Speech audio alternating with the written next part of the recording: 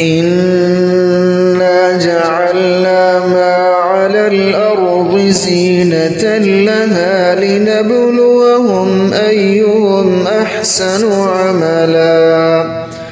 وإنا لجاعلون ما عليها صعيدا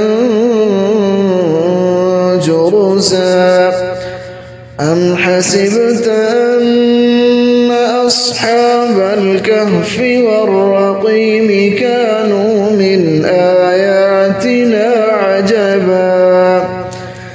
إذ أوى الفتية إلى الكهف فقالوا ربنا آتنا من لدنك رحمة وهيئ لنا من أمرنا رشدا فضربنا على آذانهم في الكهف سنين عددا ثم بعثناهم لنعلم أي الحزبين أحصى لما لبثوا أمدا